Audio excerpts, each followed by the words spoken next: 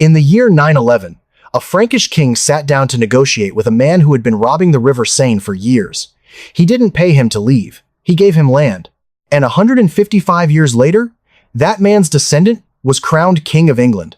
Hold on to that shape, because you're going to watch it happen 6 times. We tend to remember the Vikings the way their victims did as an ending.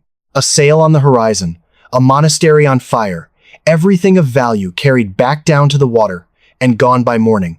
And for a long while, that's exactly what they were. But a raid has a problem built into it, and it's a problem of arithmetic. Plunder is the highest paying work in the medieval world, and you can only do it to a place once. To take everything a town has, you have to arrive, and then you have to leave. Somewhere in the 9th century, a handful of men on the wrong side of the law noticed the other number, the one that says a field you own pays you every autumn, forever. Not as much, in any single year, as a burning town gives up in a single afternoon, but it pays again and again. The catch is that to collect it, you can't leave.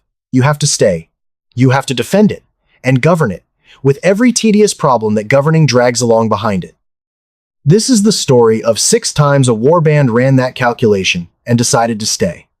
6 times a raid stopped being a raid and started being a country. We're going to count them down, from a muddy camp on an Irish river all the way to a crown in the Mediterranean sun. And the strange thing, the thing worth the next half hour of your evening, is that it is all, secretly, one story. The last name on this list is the direct heir of one further up it. One honest note before we start, because it matters more here than usual. The older these stories get, the more history has to share a room with legend. Some of what follows is bedrock treaties with firm dates. Coins you could hold in your hand. Place names still printed on road signs today. Some of it survives through a single writer working a century or two after the fact, occasionally on the payroll of the very family he happens to be flattering. I'm going to tell you which is which as we go, not to spoil the drama. But because the drama is better when you know which half of it is load-bearing, where a source is thin, or an argument is still live among historians, I'll stop and say so. And a fair amount of this is still argued over. One of these 6 sits at the center of one of the most politically charged debates in European history, and we're going to walk straight into it, rather than tiptoe around it. If that's what you're here for, the story told straight, with the seams left showing, the subscribe button is right there, and it genuinely helps. Now, number 6. Number 6. Dublin, and the ports of Ireland, the year 841. There's no throne in this one. Not yet. There's a riverbank. In 841, the Irish annals record something new on the River Liffey, a long fort. The word means, roughly, a ship fortress, an enclosed, defended camp, built for one thoroughly unglamorous purpose. The Vikings raiding Ireland were tired of the long row back to Scandinavia every autumn. A long fort let them overwinter, stay close to the work, pull the boats up, wait out the cold, and start again in spring without losing 2 months to the open sea. Think about what that decision actually is. It isn't a battle, it's a supply chain. It's a band of raiders solving a logistics problem. How do we spend less time traveling and more time raiding? And the answer, quietly, without anyone announcing it, is we stop leaving. And once you stop leaving, things begin to grow around you that you never planned. A camp that's occupied all year needs food it can't steal, so it trades for it. Trade needs somewhere to happen, so a market appears. Craftsmen turn up to serve the market. A wall goes up to protect the craftsmen. Within a couple of generations, the ship fortress on the Liffey isn't a camp at all. It's a town the largest in Ireland, wired into a trade network that ran, at its far ends, from Iceland to the rivers of the East and the silver of the Islamic world. Coins struck a continent away have been dug out of that Dublin ground. Now, the honest part, it's tempting to describe this as a kingdom with its own coinage right from the start, and it wasn't. Dublin only began striking its own coins around the end of the 990s, more than a century and a half after that first winter camp. There is no single founding moment you can point to and say, there, that's the day the kingdom began. It accreted. Slowly, one pragmatic decision at a time, until one morning there was a state where there had once been a beach. And there's a darker line in that ledger, one it would be dishonest to hurry past. A great deal of Dublin's wealth was human. It became one of the largest slave markets in Western Europe, and the people bought and sold across its docks were the raw material of that prosperity. The town was built, in part, on a trade in captured lives. That is not a detail to move past lightly, and I won't. It's the first appearance of a pattern we'll meet again on this list, that the cleverness we're admiring, The trick of turning a raid into a revenue stream very often had someone else's suffering underneath it. Dublin is number 6 because it's where you can watch the mechanism switch on, in slow motion, out of nothing more than a wish to row a little less. Hold that image, the camp that forgot to leave, because in the next one, the historical record itself starts to fight back. Number 5. The Rus and the Rivers of the East, the 9th century. This is the one I promised would be argued over, so let's do it properly. The story, as it comes down to us, is almost suspiciously tidy. Around the year 862, the tribes of the north, exhausted by fighting one another, supposedly send an invitation across the sea. Our land is great and rich, but there is no order in it, come and rule over us. And a Norse chieftain named Rurik answers the call, arrives with his brothers, and takes up the offer. 20 years later, in 882, a successor named Oleg seizes the city of Kiev and ties the river towns together into something that will one day be called the Rus, the distant root of both Russia and Ukraine. It's a wonderful founding story, and here's exactly how much weight it can carry. That account reaches us mainly through a single document, the primary chronicle compiled in Kiev, around the early 1100s. That is roughly 250 years after the events it describes, written by monks who had every reason in the world to want a clean, legitimate, God-sanctioned origin for the dynasty ruling over them. A foundation story in which the locals politely beg a foreign prince to come and impose order is an extremely convenient thing for that prince's descendants to have on the record. So when the Chronicle tells us the Slavs asked to be ruled, the right response is neither to swallow it whole nor to throw it out. It's to notice who is holding the pen. And this is where it stops being a quiet academic footnote and becomes one of the loudest fights in the whole field, what historians call the Normanist controversy. For 2 centuries, scholars have gone to war over a single question. How much did Scandinavians really have to do with the founding of the Rus state? On one side, the Normanists point to the Norse names, the Norse artifacts, the very word Rus, which most likely derives from an Old Norse term for the men who row.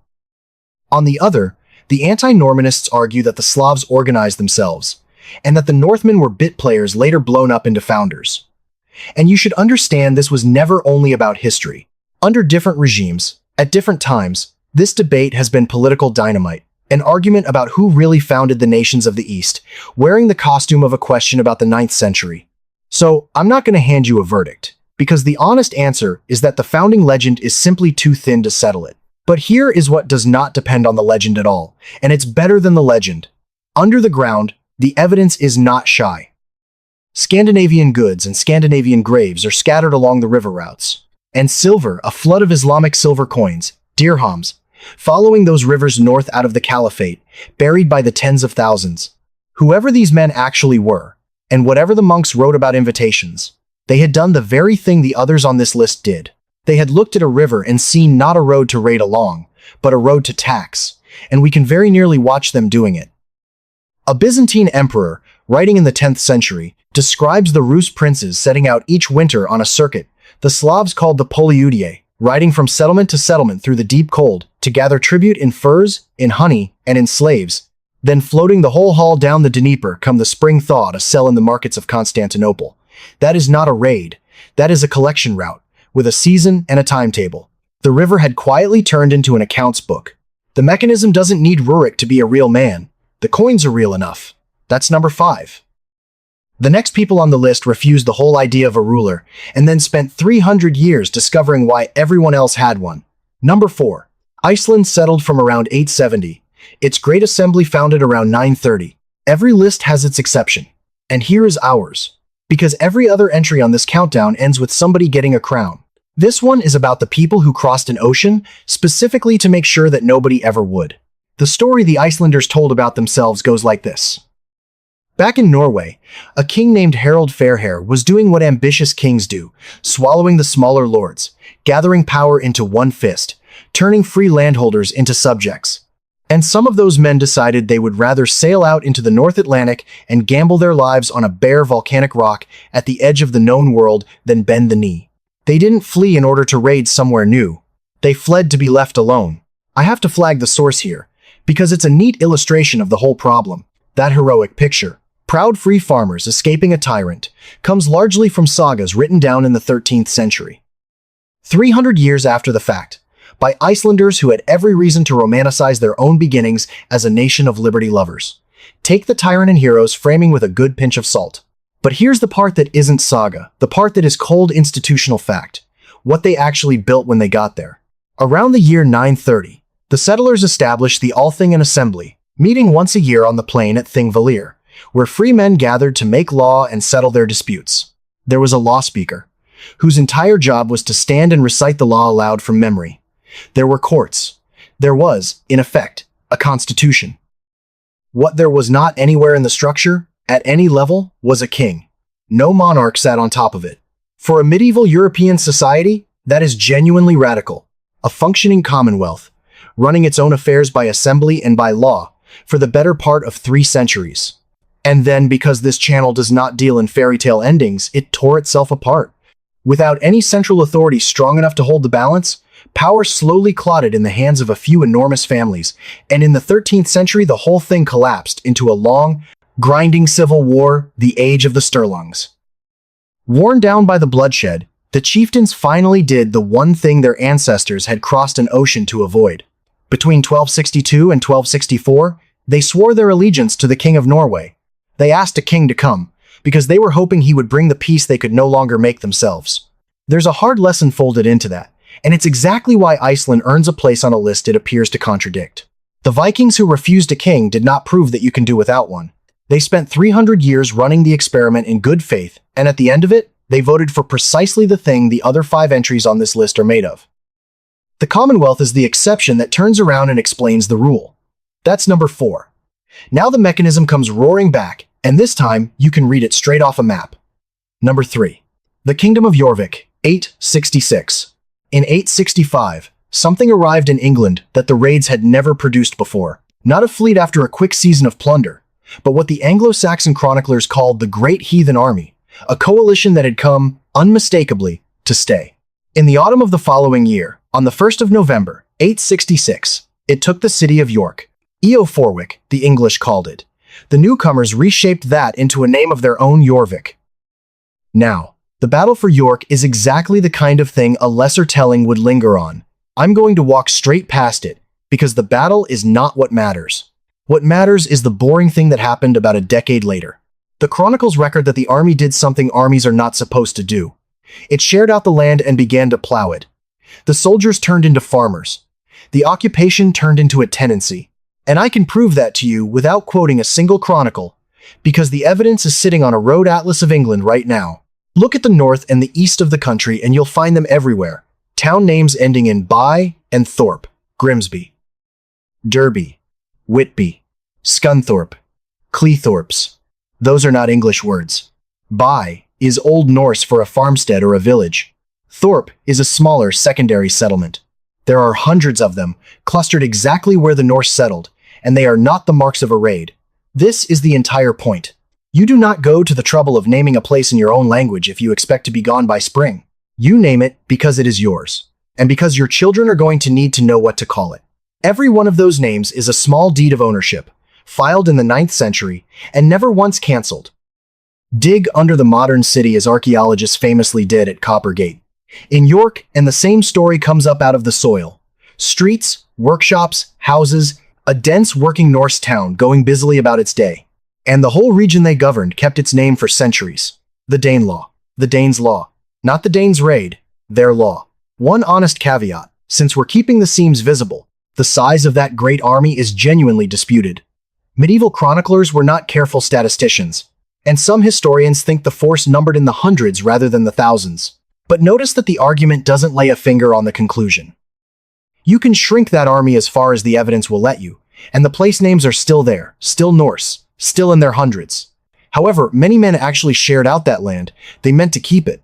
If you're enjoying the pattern clicking into place, this is roughly the halfway mark. A good moment to hit that like button if the video's earning it. Because the next 2 entries are where the mechanism stops being an accident and becomes a deal, written down, on purpose. Number 2. Normandy, the year 911. The one from the very start of this video. If Dublin is the mechanism switching itself on by accident, Normandy is the mechanism written into a contract and signed at the bottom. By the early 900s, a Norse warlord, the sources call Rollo, had made himself a permanent and expensive headache for the kings of the Franks. He had been working the Seine for years, and the Seine is the river that leads to Paris. This was not a problem a Frankish king could simply outlast. So in 911, Charles III history has saddled him with the nickname the Simple, which at the time meant something closer to the straightforward sat down and cut a deal at a place called Saint-Clair-sur-Epte. And the terms are the single cleanest illustration on this entire list of what these 6 stories are really about. Charles did not pay Rollo to go away. Paying raiders to leave the Franks and the English both did it. And it even had a name. Danelaw has one obvious flaw. The money you hand a raider buys you exactly 1 quiet season and teaches him precisely where to come back next year. Charles did the opposite. He gave Rollo the land, the territory around Rouen and the lower Seine, and along with it a title and a job. Sit for a second with why that works, because it is genuinely, coldly clever. The moment Rollo owns the mouth of the Seine, Rollo has something to lose. The next Viking fleet that comes rowing up that river isn't raiding Charles anymore, it's raiding Rollo's harvest, Rollo's tenants, Rollo's income.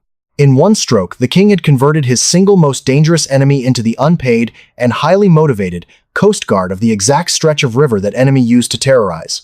He didn't buy Rollo's departure. He sold Rollo the right to stay, and the price of staying was that Rollo now had to defend the very door he'd spent years kicking down.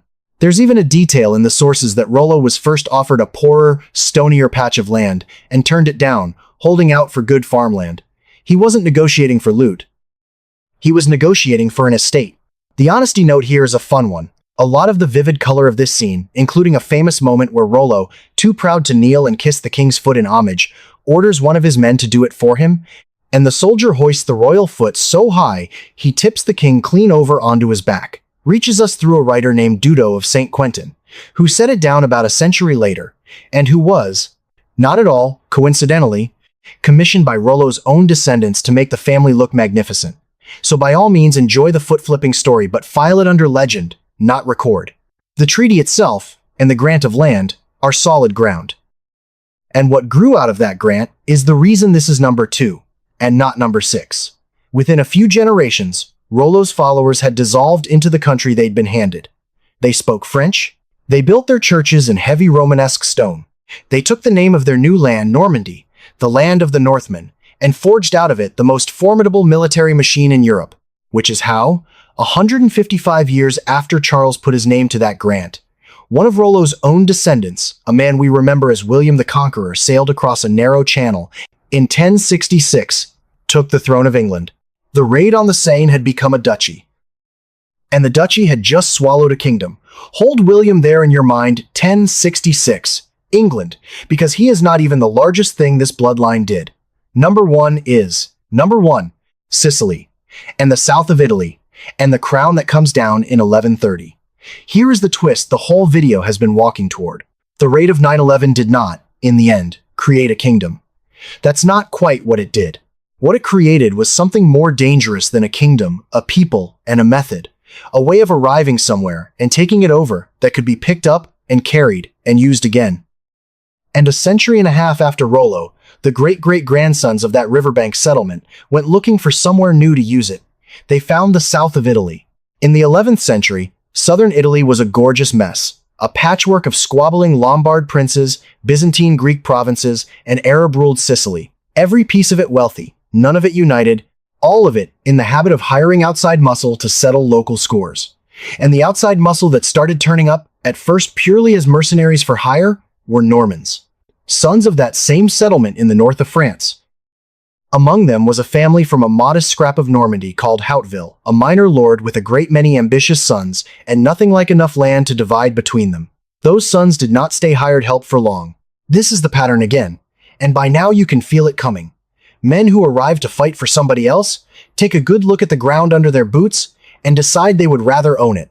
Over the course of the century, the Hautevilles carved southern Italy out from underneath the very people who had hired them.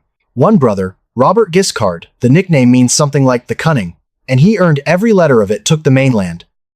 His younger brother Roger took on Sicily itself, levering the island loose from its Arab rulers, piece by piece, across some 30 years of hard fighting, and then the next generation collected the prize. On Christmas Day, 1130, in Palermo, Roger II was crowned the first king of Sicily, a descendant of Viking raiders, wearing a crown in the Mediterranean sun, ruling an island in the middle of the very sea his ancestors had first come rowing out of. Now the honest part, and it matters, because this is an easy thing to oversell. I've been saying descendants, and I need to be exact about what that does and does not mean. The Hautevilles were Normans. They came out of the settlement Rollo founded. But there is no clean bloodline anyone can actually draw from.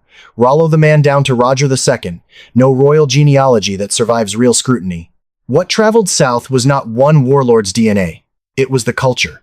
The inheritance here isn't genetic. It's a model, a way of doing things, handed down through a whole society. Arrive, take the land, and then, and this is the crucial second half, the half the others never managed stay, and govern it properly. That is the real thing Normandy exported to the Mediterranean. Not a family, a method. And govern it they did, which is the final turn of the entire story. The kingdom Roger built in Sicily was not some crude warlord's fortress. It was one of the most sophisticated, most cosmopolitan states in all of Europe. Norman kings presiding over a civil service that did its business in Latin, in Greek, and in Arabic, employing Arab scholars and Byzantine bureaucrats and Latin clergy side by side, minting the wealth of a trading crossroads. The descendants of men who had once burned monasteries were now the ones funding them. Roger even kept a Muslim geographer, a man named al-Idrisi, at his court for years to assemble one of the finest world maps of the entire Middle Ages, commissioned by a Vikings descendant, written out in Arabic, for a Norman king sitting in Sicily. So step back and look at the full shape of it. One settlement, granted on a French riverbank in 911, throws off a bloodline and a method that in 1066 conquers England, and then in 1130 sets a crown on a king in Sicily. Two kingdoms, seized by the children of a single raid, at opposite ends of Europe, more than 2,000 kilometers apart. That is the callback the whole list was built on. Number 2 on our countdown didn't merely become a country, it became a factory for making them. So what actually changed? What turned the sail on the horizon into a man signing a treaty, a farmer answering to a Norse name, a king in Palermo? It's tempting to reach for a comfortable answer that they were tamed, that Christianity gentled them, that they simply grew up. Don't. Not one of the men on this list stopped raiding because he had become a kinder person.